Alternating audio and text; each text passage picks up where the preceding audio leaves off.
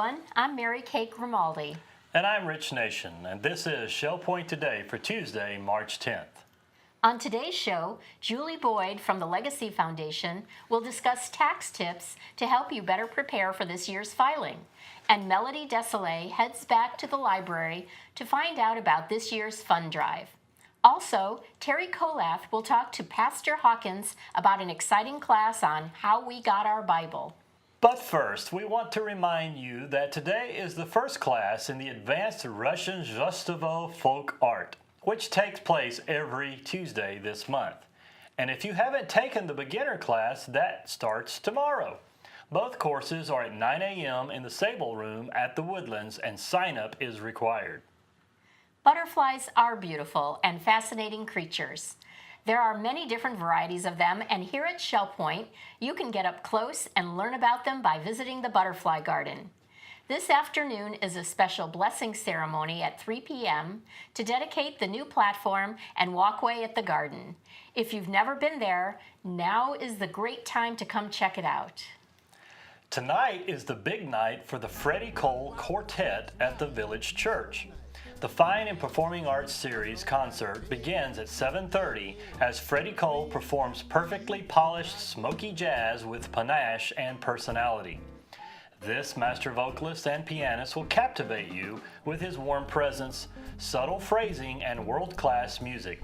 The New York Times calls him the most maturely expressive male jazz singer of his generation. And hey, being the brother of Nat certainly doesn't hurt either. For tickets, stop by either service desk or call 454-2067. It's hard to believe that tax season is already here. It's so easy to get stressed over the sometimes daunting labor of filing your taxes. But never fear, Julie Boyd of the Legacy Foundation has some steps for you to help make the process easier. Hi, I'm Julie Boyd with the Legacy Foundation, and tax season is here. April 15th is quickly approaching, and that means it's time to file your federal income tax return. Collecting documents and filling out forms can be very stressful, so here are a few steps that you can take before filing your taxes that will help make the process easier. First, designate a specific folder to put all of your W-2 and 1099 forms. As documents arrive in the mail, you can just put them in your folder. Second, think about any changes that may have happened in your filing status this past year. Did you get married or lose a spouse? Both of those things will affect your taxes. Third, figure out how you are going to prepare your taxes. Are you going to use a do-it-yourself software program like TurboTax, or are you going to use a CPA? To assist you in selecting an appropriate accountant or CPA, the IRS offers several guidelines to help you in the process. Most accountants will offer a flat or an hourly fee. If they use a fee that is a percentage of the refund that you are receiving, they're more likely to use aggressive or improper tax strategies. Accountants who file more than 10 returns are required to file them electronically. This is actually the safest and the most accurate filing method. Be sure to provide all of your records for your income, medical deductions, and tax credits for your CPA. They should not claim deductions or tax credits without appropriate records from you. Also, make sure you have looked at your return and have signed it on the appropriate line, and never sign a blank tax form for your accountant. Your CPA must sign and include their personal tax identification number on the return, and they must give you a copy of it. If you have any complaints or concerns about your accountant, the IRS does have a form that you can fill out online at irs.gov. Lastly, be ready to file for an extension if necessary. Sometimes taxes are way more complex than expected. If you do file for an extension, then your taxes are not due until October 15th. Well, I hope that you have found these tax tips helpful, and if you need assistance in finding a qualified CPA, contact the Legacy Foundation at 466-8484. Often called the Good Book or the Word for those of the charismatic persuasion, it's more often simply called the Bible. It's a fascinating, enlightening collaboration of stories, historical accounts, songs, and passages written many years ago. This book is and has been so influential to many cultures that multitudes have lived and died by it. So how did such a monumental masterpiece that has spanned countless generations come about anyhow? Well, Pastor Andy Hawkins of the Village Church has a pretty good explanation. His class on how we got our Bible is coming up next week, and Teri Kollath sat down with him recently to talk about it. Hello everyone, I'm Teri Kollath, and I'm here today with Pastor Andrew Hawkins, the senior pastor of our Village Church. Once again, he is going to present a class in the Academy of Lifelong Learning. This time we're going to look at how we got our Bible. Thank you for joining me, Pastor Andy. It's my pleasure. We're always delighted when you share your scholarship with us because we're delighted that you enjoy teaching. Oh, I love teaching. And you bring a lot to our Academy of Lifelong Learning. Well, I guess first I would want to know, why is it important that we know how we got our Bible? Well, I think that if anybody is claiming that God speaks, and that's what the Bible claims for itself, then obviously there are people who want to know, well, how do you know that, and why is that we should rely on this particular material as authoritative for our lives, our faith, and our practice as Christians. And so that's always been an issue, and certainly all the way through church history, people have been inquiring about whether this book belongs in the Scriptures or this book doesn't belong in the Scriptures. That kind of thing has always been a question, ever since the beginning. The fact of the matter is that while we say that the Bible claims its own inspiration, in other words, that God is speaking through the Bible is still made up of 66 different books. Yeah, there are a whole slew of Old Testament books, all written by a number of different authors, and there are theories of multiple authorship in the Old Testament, and then there's like 39 Old Testament books and 27 New Testament books, and there are multiple authors in the New Testament, and yet all the books cohere as a unit that we know of as the Bible. But still the question is raised, why those books? Why those Old Testament books? Why those New Testament books? And certainly there have been critics of the Scriptures. In fact, the Bible is one of the most criticized books imaginable. It is the most criticized book imaginable, that it's always been sort of under the gun and has had to be defended at various points in time in church history. Sure. Is this true, or is this just God trying to tell us something in a way we could understand? Or, do we take it literally, or do we say it happened back then? It's interesting. Yeah, now so there are other questions, and maybe I'll have another Academy class to deal with issues of interpretation. How do you understand the Scriptures? But this is how we got the Bible in the first place. Why should these books be included and perhaps some other books not be included? Some of the popular press reports, there's always a scholar somewhere who's dug up a copy of like the Gospel of Thomas, right. Which wasn't written by Thomas, that is the Thomas of who was a disciple of Jesus, but it's like a 2nd century, a 3rd century sort of book. But why not that book? Right. Why do we include the other 4 Gospels and not that Gospel?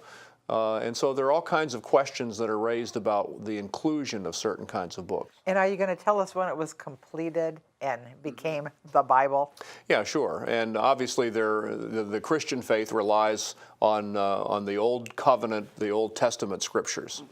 So especially the Protestant Church has adopted essentially the canon. That's what we use for the term of the authoritative Scriptures. The canon, they've adopted the Hebrew Scriptures. And so that's our starting point. Sure. And so we have to have some understanding of how the Old Testament books came into existence and how they were regarded by the people of God under the Old Covenant. And then the next question is, well, how do we understand the New Testament books coming into a place of authority in the context of the church? Mm-hmm. When were those decisions made, or were they decisions at all? I mean, it's interesting to sort of contemplate those kinds of questions. And it's interesting, if you've ever been on a religious council with a variety of faiths, that all these people who can pick apart differences have relied on the same 39 Old Testament books, and, Yeah. isn't it? And 27 New Testament books. Certainly, a lot of people have staked a claim on the Bible in terms of how they live their lives. But the fact that all denominations use this Bible, That's right. it's wonderful. Well, we are so looking forward to learning more about how we got it and then moving forward into all kinds of other things about it in the future. I trust so. Thank you. So please take time to come to the Village Church. It's a big place, and you are all welcome. And we're going to meet Thursday, March 12th at 10:15 in the morning with our own senior pastor, Andrew Hawkins. Hi, Shell Point. Thank you so much for joining us here today. We have a very special announcement, and it takes place from March 11th through the 25th. It's our annual Library Fund Drive. I'm joined today by Fran Ippenson, Chairman of the Library from Royal Bonnet, and also Marilyn Hooper, Head Librarian from Lucina. Ladies, thank you so much for joining me today. Thanks for having us. Yes, absolutely. So, Fran, let's talk about the fund drive. I said the dates. How do our residents know about this? They will be receiving in the mail an announcement about the fund drive, and you notice that it's yellow. It will also include an envelope that they can return their generous donation to the library for the fund drive. I think it's important for our residents to know that this fund drive is what allows us to operate the library. And this is the one time that they have the opportunity to contribute to the running of the library. It should also be noted that we have 60 plus volunteers that participate in running the library. And also, the library is not funded at all by Shell Point. The annual fund drive is what funds our operation of the library. Marilyn, would you like to show them the number of items we have? As an example of what we use that money for, this is last month's new acquisitions, and we purchased this many books, DVDs, CDs. You get this in your weekly reminder every month. And so we buy somewhere around 60 to 70 items every single month. Every bit of the money that comes from the fund drive goes to the purchase of these items. We have no other expenses except for library supplies and office supplies. Everyone, as Fran said, is a volunteer, so there are no salaries involved. It all goes for the items for the library. Now, Fran, I saw a pretty impressive number, and it did have an 8 in it. Would you explain to our viewers what that number is and what it means? Okay, the library has over 8,000 print and non-print items available for residents. Wow, Fran, that 8,000 number is so impressive, which leads me into Marilyn. I think this private library's reputation precedes it. Tell us a little bit more. It's very interesting, Melody. We recently got a call from a continuing care community in Naples who had heard of our library and wanted to come up and talk to us about how you computerize a library, how we purchase things, and I have to tell you, they were most envious of what we have here. Well, Shell Point, here is your opportunity to contribute to this private library that you can call your own.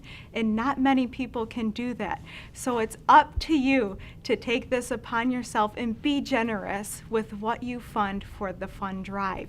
Now, Fran, would you tell us a little bit more? You had said they'll receive an envelope in the mail. How can they contribute their money? And who do they make a check out to? Well, the checks should be made out to Shell Point Library, and they can bring them to either service desk, or they can mail them by internal mail to the library. And this is a very important fund drive for us because we do not receive any support from Shell Point. All the monies that are donated through this fund drive go to operation and acquisition of books and various other media for the Shell Point Library and for the residents. Okay, well, you heard all about it. Please be generous with your donations from March 11th through the 25th. Now there's 3 ways to contribute. As Fran had said, you can send your check through internal mail, you can drop it off at the library or at either service desk, the Woodlands or the Island. And also, please consider, if you haven't already, joining up with this library and taking a look at what we have to offer, because it is very impressive. Thank you for your donations for this fund drive and your support throughout the year. Thank you so much. And now let's check out today's happenings, academy news, menus, and village church connections. Hello and welcome to the happening segment of Shell Point TV. I'm Caitlin Vanscoy and this is Bev Chanley, and we're going to let you know all the activities that are happening today. We start bright and early at 7:15 with a Health Connections class, Bend, Breathe, and Balance in the Health Club. At 8 a.m. we have pickleball being played at the pickleball courts. And also at 8 a.m. we have the round robin tennis at the Woodlands tennis courts. The Stamp Ministry will meet in the Stamp Room at 8:15, and volunteers are always welcome. 8:30, the Ladies Golf Association will be meeting at the Shell Point Golf Club. 9 a.m. is the time for bocce. That's at the Woodlands Bocce Courts. At 9:15, there's open painting in the Art Studio down in the Island Tunnel. At 9:30, we have match play mixed doubles tennis at the Woodlands Tennis Courts. 9:30, Women's Ministries Bible Study will be meeting in the hospitality room of the Village Church. And the Susie Q will be headed out at 10 a.m. to Woody's Waterfront Restaurant, and you do need to sign up for that. From 10 to 12 today, the photo gallery and studio will be open for viewing. That's in the Island Tunnel. At 10:15, Through the Bible Study Group will be in the Osprey Room on the island. The Vision Enrichment Group will be in the Social Center on the island at 10:15. And our last morning activity will be a LifeQuest Living Healthy in the Osprey Room, and that's at 11:45. Here's Bev for our afternoon activities. Thank you, Caitlin. At 12:30 today, we'll start with Mixed Progressive Bridge. That game will be in the game room of the Woodlands. The Knitters group will be in the Osprey Room at 1:15. Also at 1:15, we have Shuffleboard at the Shuffleboard Courts. And the Rollicking Recorderists will be practicing in the Tarpon Room at 1:15. And our last 1:15 activity is the Women's Ministries Prayer Group. That'll be in the Hospitality Room of the Village Church. At 1:30, we have a Health Connections class. This one is Aqua Pilates Stretch. That's at the LifeQuest Aquatic Center. At 1:30, the Stamp Ministry will be in the Sable Room of the Woodlands. Now from 2 o'clock to 4 o'clock, you'll find the photo gallery and studio down in the tunnel open for viewing. We have another Health Connections class at 2:45, Balance and Mobility Training Level 2. That's in the Health Club on the island, and it's currently full. At 3:15, the Celebration Ringers Rehearsal will be in the choir room of the Village Church. And at 7:30, we have the Fine and Performing Arts Concert Series, the Freddy Quartet. That'll be in the Village Church, and a ticket is required for that concert. Well, we're glad to see you here today, but we will see you also tomorrow. Hi, I'm Teri Kollath with your Academy information for Tuesday, March 10th. At 9 o'clock, Advanced Russian Zastivo Folk Art will begin in the Sable Room of the Woodlands, and sign-up is required. At 10 o'clock, just another reminder that the Secrets of Stonehenge was canceled for this morning. At 10:15, we have Introduction to Android Tablets and Smartphones taking place in the Technology Teaching Center in the tunnel on the island. Sign-up is required. Also, at 10:15, iPad apps in the Manatee Room of the island, and sign-up is required. At 1 o'clock, iPad What's in the Air will continue in the Grand Cypress B session in the Woodlands. Please note this is a change of location for this class. At 1:15, Mail Merge will be continuing in the Technology Teaching Center on the island. 1:15, Math in Society continues in the Manatee Room on the island.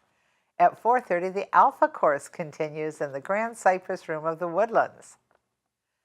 New tomorrow, we have Introduction to Russian Zastivo Folk Art with our guest artist Pat Smelkoff, and a Coffee with a Neighbor, Opening Doors in China through English Teaching with Kurt Gullidge of Genonia. Menus for Tuesday, March 10th. In the Crystal Room, the platter is grilled shrimp with quinoa and jicama slaw. That is at lunchtime only. For dinner, it's the concert special, Concert Series Buffet. For residents, it's $16, and for non-residents, it's $20.50. The soup is baked potato. In the Palm Grill, the special is Florida Grouper for $20.95 or veal scallopini for $15.95. In the Island Cafe, for lunch, it's turkey Swiss and bacon panini with a side salad for $7.25. For dinner, it's a hot dog or burger with side salad, watermelon, and ice cream for $8.25. All menus are available 24 hours a day at shellpoint.net. Hi, welcome to Village Church Connections. I'm Andy Hawkins, the senior pastor of the Village Church, and I'm here with Jerry Palmquist. And Jerry, we're here to talk about some of the offices of the Village Church and how the church is governed. And the reason why we are talking together is because you've had a lot of experience in the area of church government and church offices and things like that. As a matter of fact, I very much appreciate that you were the chairman of our governing board while the search was going on that brought me actually to Shell Point. So I remember having most of my conversations before I actually got here, probably with you. Yeah, we remember that well. That's right. But certainly you've had a lot of experience not only in the Village Church in serving on some of these organizations, but also in your history in the pastoral ministry. I'm sure you understand and can help elaborate on the kinds of things that these folks do. The Bible does say some things about the nature of church governance. It's not very explicit in a lot of ways. There's some latitude that churches have.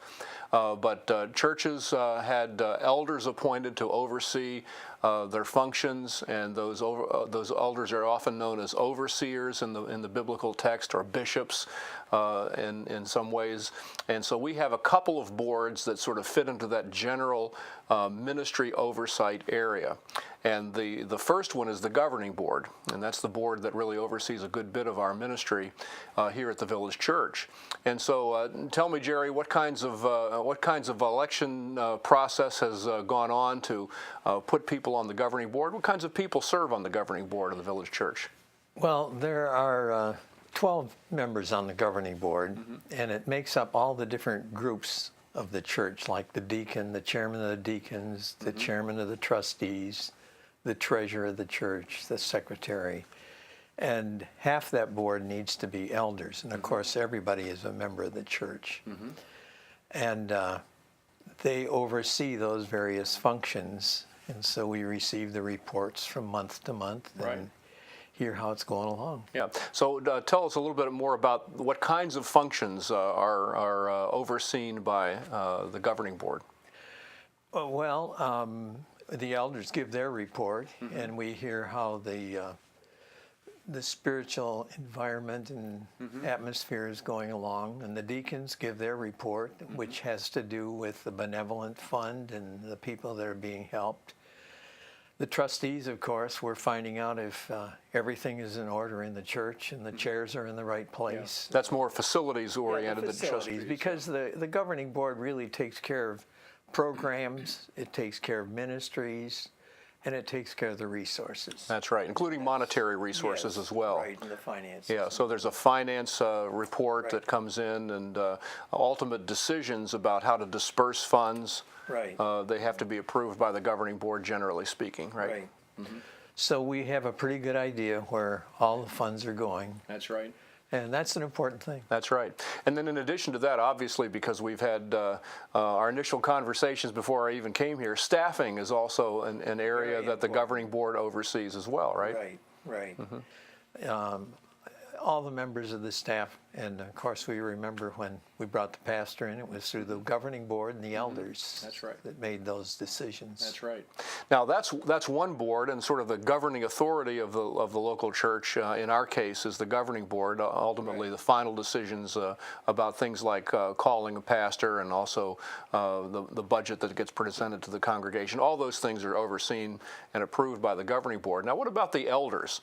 That's another group of people that obviously there's overlap between those boards, but tell us a little bit about the ministry of the elders. Yes, half of the governing board has to be elders too, according to our bylaws.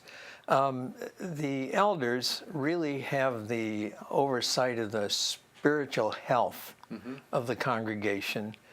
And that involves visiting those that have special needs, follow up with people who may have been missing, communion, serving those that are shut in.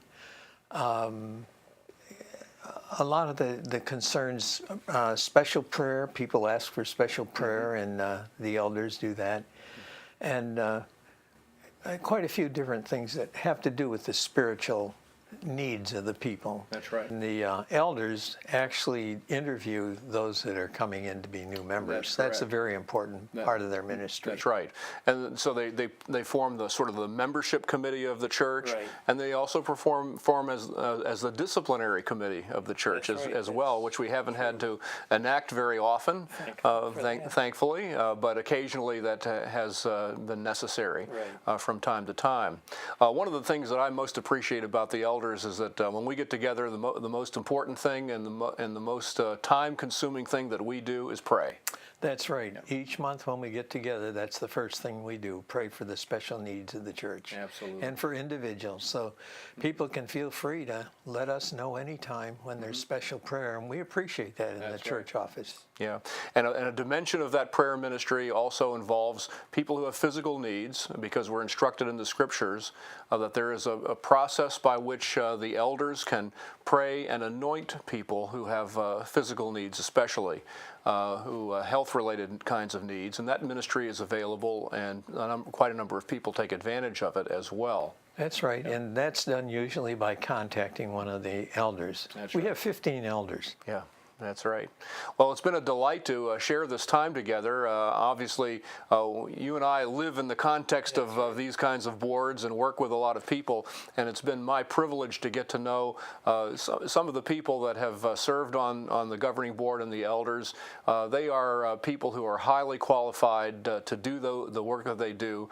They're spiritually qualified in terms of the requirements that the Scriptures has for such people, and it's been a delight to be able to have that kind of encouraging ministry and those kinds of folks to work with.